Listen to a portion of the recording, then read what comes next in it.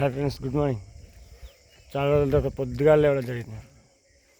చూద్దాం దొడ్లో ఆవులా ఏం చేస్తున్నాయో, మన గురించి వెయిటింగ్ అనుకుంటారు.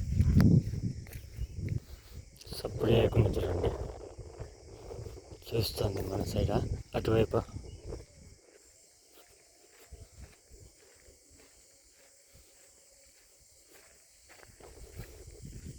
వావ్, నేను వచ్చేసా.